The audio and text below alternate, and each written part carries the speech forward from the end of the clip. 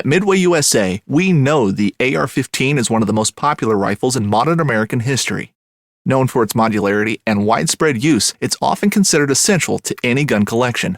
The essential things you need to run an AR-15 are usually always in stock during shortages, things like magazines and 5.56 ammo. Whether you're looking to buy a new AR-15 or buy parts for your modern sporting rifle, log on and for just about everything for the outdoors, shop MidwayUSA.com. Boat Trader, America's largest boating marketplace, offering easy financing and over 100,000 boat listings to choose from. Sell, find, and finance new or used boats on America's largest boating marketplace. Visit BoatTrader.com to get started.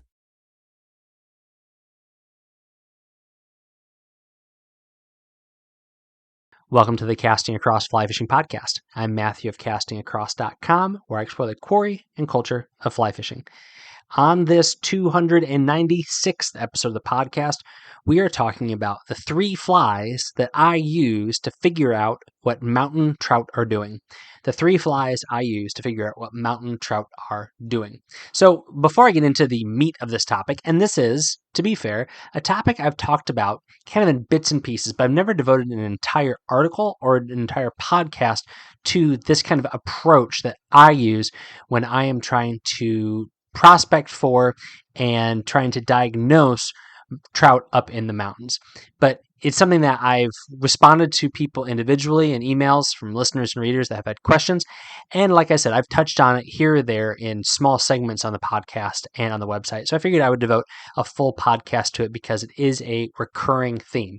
And I think it's pretty applicable for most folks. So that's the first thing to get out of the way. Second thing is mountain trout. What do I mean by mountain trout? I mean usually high gradient streams, but probably skinny water. So this is the blue lining, the kind of thing that so many people enjoy doing because it is a way to combine a number of different aspects of being outdoors. You're usually hiking, you usually have solitude, you're usually getting into fish that are, by and large, ready to play ball. Because they live in these environments, they have to be pretty opportunistic when they feed. But that said, the whole thesis of today's podcast is really wrapped around the idea that these fish, although they might be easy some times of the year to get into, to truly master getting to the biggest fish and the most fish does require some work. And there may be times and there may be streams where you really have to go through your fly box and go through your presentation and approach technique to really dial in what these fish are feeding on, even if they are backcountry wild fish that haven't seen another angler in a long time.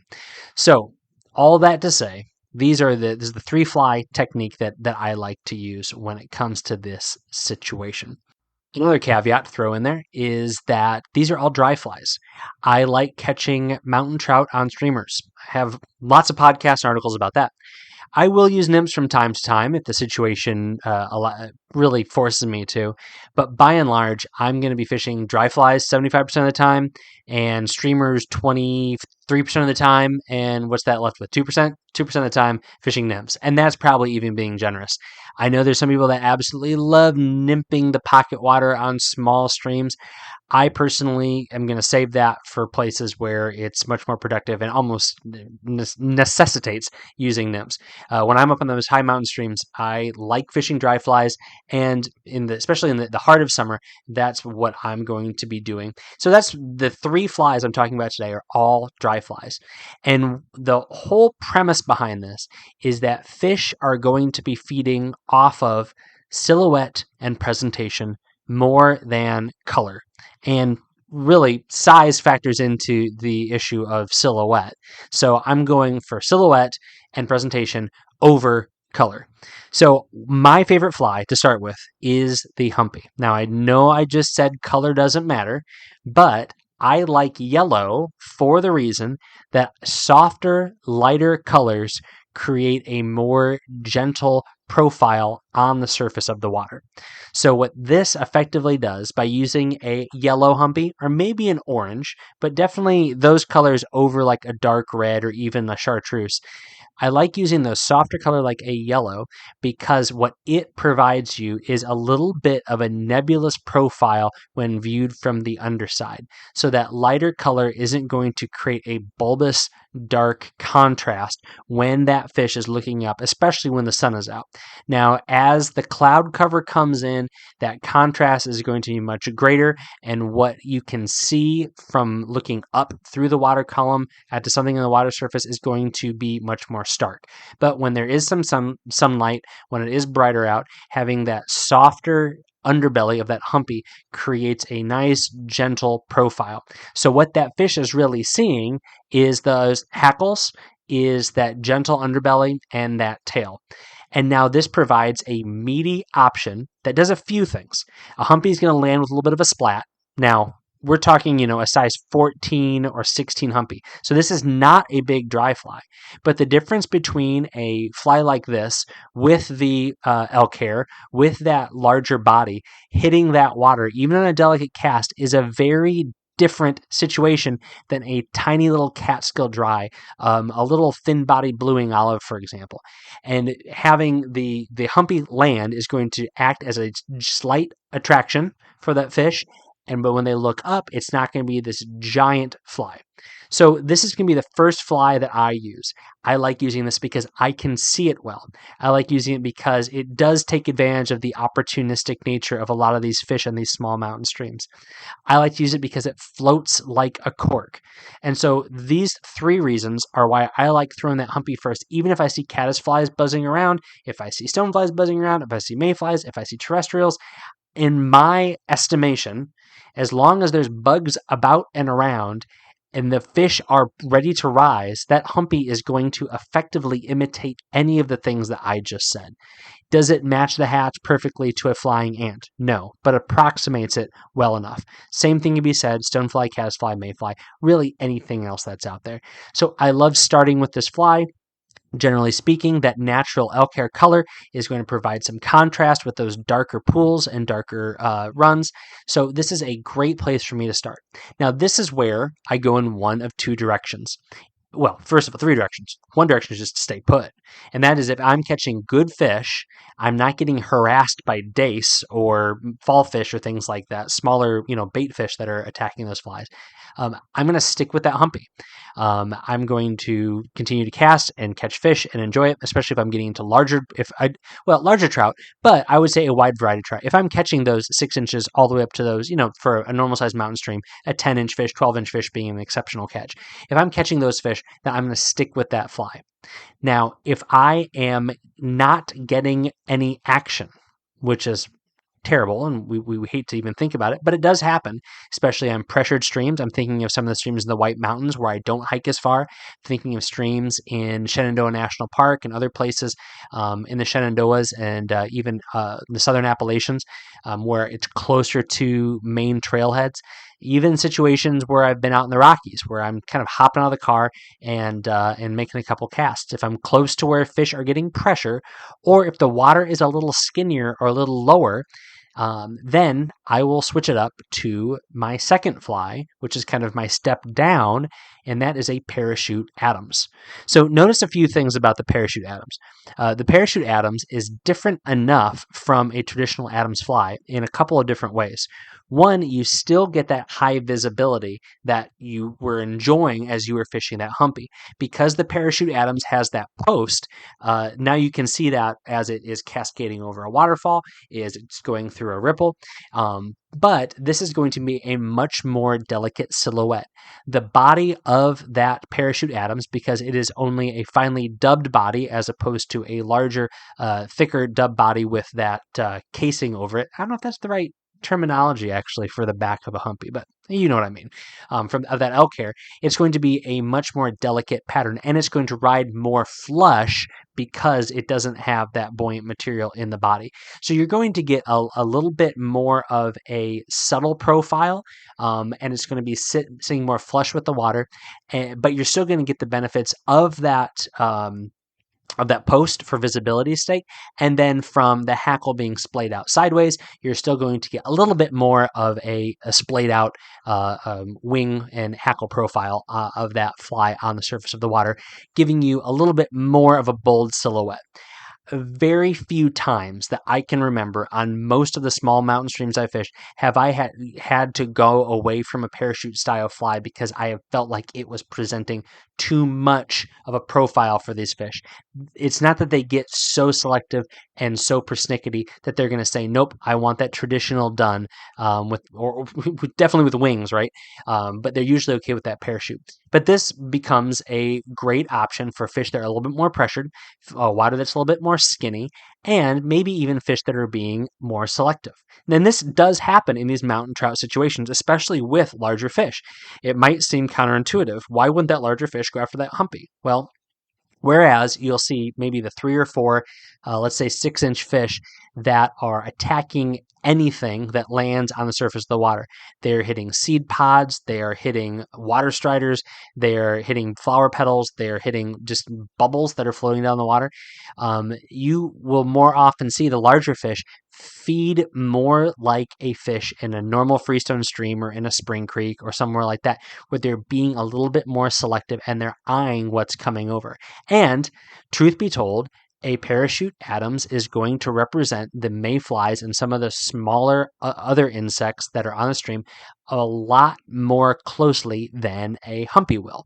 So although a lot of these fish will aggressively attack a humpy or another attractor dry that's like it, having that smaller silhouette and that more subtle presentation of something like a parachute Adams provides those fish that are being selective with something that looks a little bit less intimidating and chunky as it's floating down.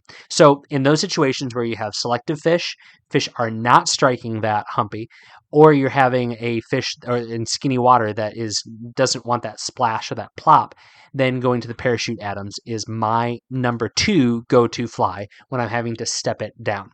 But what about the other way? Well, there may be some situations where I go from that size 14 humpy, not to that size 14 Adams, but I go in a different direction, and that is to like a size 14 stimulator, or maybe a size 12 stimulator. And that is for a few reasons. One, the water is high and fast, and my humpy is getting submerged all too often, and I want something that has a little bit more buoyancy and more float. That is going to come from that stimulator, which has more hackle. I'm able to grease it up quite a bit, and it's got that bigger hair wing, and it's going to float very, very well. So that's one reason why. Second reason why, I'm catching every 4-inch minnow in the entire stream on the humpy.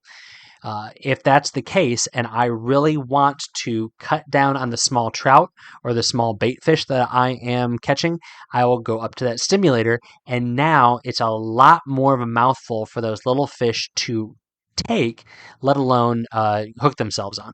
So that's where I will jump up to the stimulator. Other reasons is, again, like I said, if I'm only catching small trout, I want to target bigger fish. Other reasons why I will fish a stimulator, if I have to make a longer cast. And why would a stimulator be a better bet on a longer cast? There may be times where I'm going to have to do a couple of mends, and similarly from a buoyance perspective, but also from a drag and water resistance perspective, having that stimulator on there will not pull that fly under if I have to make a few mends that are across a couple of different currents. Maybe I'm casting to an eddy that's on the other side of the river, or it's not going to, when there is some drag, it's going to skate across the top of the water as opposed to glide across the top of the water, and which is a much more natural movement. I mean, honestly, if you think about a humpy, especially if you have to fish a little bit, its belly is going to be on the water. And the difference of a wake of a fly like that as it gets pulled across the water versus something like a stimulator, which has a palmered hackle around the body, that hackle that goes all the way from behind the wing all the way to the tail. And I know people tie them differently, but this is, generally speaking, what I look for in a good stimulator. Sometimes it's more like 2/3 of the body. But all that to say is that fly is sitting on that surface tension attention primarily on its hackle, not its hackle and its body. So a stimulator is like its hackle and its tail, generally speaking, and that fly being pulled across the surface of the water if I'm having to make mends, or if it's a really hard cast and I'm only getting a very, very short presentation on a smaller pocket that's really far away from me because of the current or because of the currents between me and it. Having that fly skate across the water on its hackles is much more preferable, much more natural than a fly that's going to slide on its belly. And so that would be another situation where I would switch to something like a stimulator. So once again, switching to it if I want something more buoyant, switching to it if I have to make some more difficult mends or even skate the fly. And then thirdly, if I really want to target big fish or if I want to eliminate the small fish that are going after my humpy. So there you have it. That is the most basic kind of breakdown of my 3-fly mountain trout dry fly approach. And I've used this approach all up and down the East Coast. I've used it in the Midwest. I've used it in the Rocky Mountains, and I have done so to success. For you, you might pick 3 different flies. You may very well pick, I'm trying to think, how do you pick against the humpy?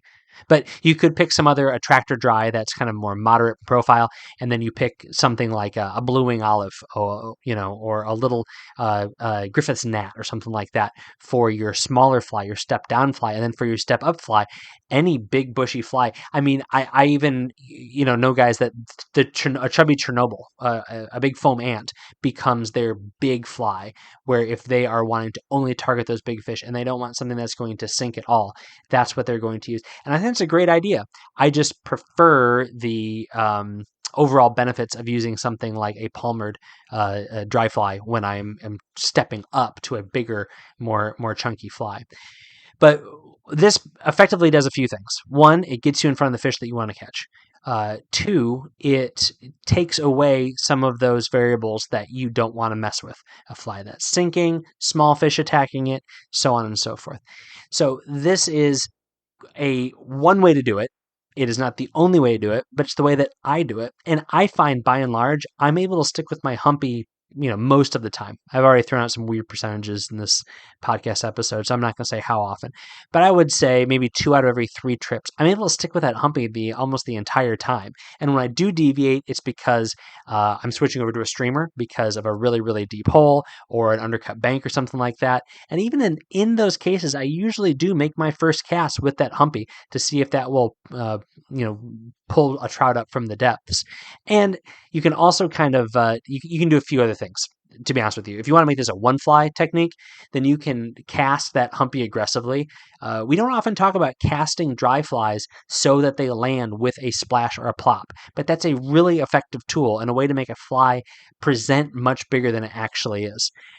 Similarly, you can lube them up with a lot of floatant. You can use a combination of desiccant and floatant. Use the floatant that's liquid as well as the crystals, and you can get that fly to sit on its hackles and be a very, very delicate presentation. As long as you pop it off the water without sliding it through, you can make a number of casts before you have to reapply that. And now that exact same fly that you could cast with a big loud plop, you can now cast very, very delicately, and it's going to sit hackles and tail on the water, and you're not going to have a heavy profile or silhouette anymore. It's going to be a much more subtle and finesse approach. So there's other ways you can go about this based upon your presentation, just beyond the fly itself. But those are my 3 flies.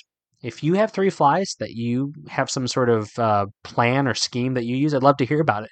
If you have 2 flies that you like to use, then that'd be great too. But honestly, what this means for me is that my mountain trout box is a whole bunch of humpies in a couple sizes, a whole bunch of parachute Adams in a couple sizes. And again, usually that's going to be like 14, 16 for the Adams, like 12, 14, 16 with the humpy, and then some 10, 12, 14 stimulators. And half dozen each of those that I have at all times, and I feel like I'm good to go. And then there's a few other random patterns. I've got 3 or 4 small streamers. I maybe have 3 or 4 small nymphs, and then maybe a couple of terrestrials just in case, but by and large, I don't even turn to those things. But a nice, simple fly box that forces you to fish presentation over pattern. You can do a lot more damage. You can get out in front of a lot more fish by altering your presentation from cast to cast, as opposed to retying flies every few casts because you don't think you have it totally dialed in. And if you force yourself to work on presentation, then you can actually make your fly box work for you as opposed to the other way around. So just a few thoughts. Certainly, I like the order of this, but it isn't meant to be rigid. I mean, if there's some sort of hatch going on, if there's yellow Sallies, flitting around, I'll go into my fly box I leave in the car, pull out a couple of yellow Sally patterns, and go after it with those, those little yellow caddisflies, and just absolutely enjoy it. Stoneflies. I'm not so tied to this that I'm not going to do what needs to be done when there's fish in front of me that are feeding in a certain way. But it's a nice way to just utilize the things that are confidence flies and confidence presentations that will adapt to any and all situations and circumstances. Let me know what you think. I'm always interested to hear. This week on Casting Across, the first article is called 400 Fly Shops. 400 fly shops? Well, that's actually out of date. I think let me pull up my spreadsheet real fast. We are at 401 fly shops. There's a couple others that have been added to my list in the meantime. But this means that there is now 400 fly shops on the Casting Across fly shop directory, or the fly shop box as I call it. See if yours is on there. That's Monday's article, and you can go on there, and I have added a map that you can click on. When you click on the map, it takes you to that state's listing, and you can go check out all the fly shops that are in that state. So hopefully this is a good resource for you, and hopefully it sends people towards fly shops for spending, but also all the other benefits that come from fly shops. Wednesday's article was called Debate Unsettled, Waterproof Fly Fishing Packs. So I came across an article called Fly Fishing Gear, Settling the Debate. Is a waterproof bag worth the extra cost? So that's 3 titles in one title, right? What it really is a review of a Sims pack in Men's Journal, which is all fine and good. But the author made the case for using a waterproof fly fishing pack. I made the case for not using a waterproof fly fishing pack. Let me caveat that. I like having waterproof fly fishing packs, but I don't think that they are the solution to everyone's angling. In fact, I think for most people, they are overkill, unnecessary, and a hindrance. So you can find out my 3 reasons why they are unnecessary and a hindrance and whatever else I said on this article, Debate Unsettled, Waterproof Fly Fishing Packs. It's Wednesday's article, the week that this podcast is dropping. This week's recommendation on the podcast is actually a 2-parter, all right? It is a 2-part recommendation, and the first part is a book, and it is the National Audubon Society Field Guide to North American Birds. Now, this is a 2-edition book. There's an Eastern region and a Western region, so get whichever book is appropriate to you and peruse it. And then once you have done that, then you download the Merlin Bird ID app from Cornell Lab. So in conjunction, you flip through the National Audubon Society Field Guide when you're at home, and you get yourself familiar with the birds that are around you, where you fish and things like that. And then, if you are unable to have a photographic memory of the birds that you saw in that field guide when you were at home, you use the Merlin app to ID birds as you are out fishing and hiking and mowing the lawn, whatever that may be. For what purpose? Well, I'm sure I could stretch it and figure out a reason why this is going to improve your fly fishing. But more important than that, it is simply going to expand your appreciation of the outdoors, and you may catch 2 or 3 species of fish, but you may ID 15 or 20 species of bird, and that adds something to your time on the water. So once again, the 2 things are the National Audubon Society Field Guide to North American Birds. There's multiple editions based on where you live, and then the app that is called Merlin ID, Merlin Bird ID, which is put out by the Cornell Lab. And again, not going to necessarily help you catch more fish, but it will, if this is your kind of thing, expand your appreciation and experience when you are outdoors. Links for both of those will be on this podcast show notes over at castingacross.com. Thanks for listening to the Casting Across Fly Fishing podcast. Please subscribe in your favorite podcast app and then rate the podcast in iTunes and in Spotify. Then head over to castingacross.com for 3 posts of the week on the people, places, and things that go into the pursuit of fish.